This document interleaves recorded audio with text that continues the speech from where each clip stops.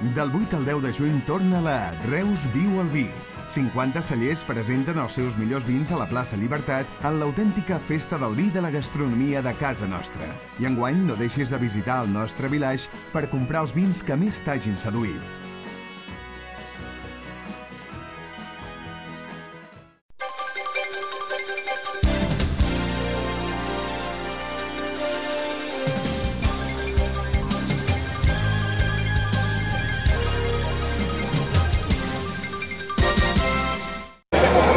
I avui el resum setmanal de Reus a Prop Notícies des de la Fira Reus Viu el Vi, que omplirà la plaça de Llibertat fins al proper diumenge al vespre.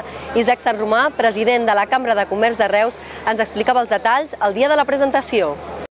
La Fira de Reus Viu el Vi és un referent en el món del vi i la veritat hi ha un cert interès en vindre aquí. El número de cellers serà molt semblant a les edicions anteriors per un motiu, jo diria, fonamental, que és l'espai que tenim allà on ho celebrem, a la plaça Llibertat. La plaça Llibertat dona per lo que dona i nosaltres sempre volem fer aquesta complementarietat de lo que serien els cellers i també el tema de la restauració, perquè creiem que mariden molt bé i també som bastant exigents. Aquest any hem pujat la qualitat amb tot el tema gastronòmic. Amb el món del vi la veritat és que és molt complicat perquè tenim ja uns vins molt bons i aquests vins la veritat és que ja no necessiten gaire presentació.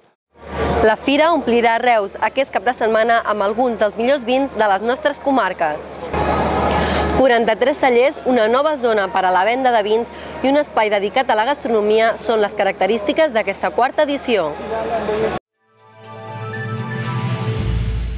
Aquest divendres tocava ple municipal a l'Ajuntament de Reus i s'ha aprovat la reestructuració del grup Aigües, el Tecnoparc i Gués Fursa.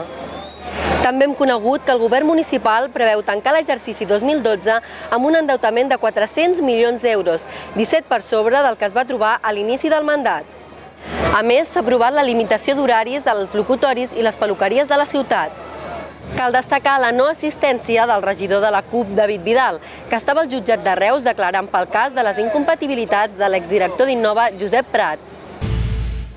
El dilluns es reunia la Comissió Especial pel Tractament de Polítiques d'Immigració i coneixíem que més de 1.300 estrangers han marxat de la ciutat en els darrers 2 anys degut a la crisi econòmica.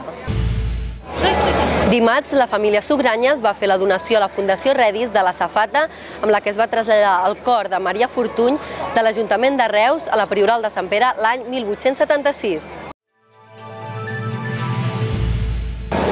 Això és tot, us deixem amb la quarta edició de la Fira Reus Viu el Vi, que podreu veure el dilluns un resum especial a Reus a Prop Notícies, també amb les activitats de Corpus que continuen aquest cap de setmana. Bon vi i bona coca amb cireres!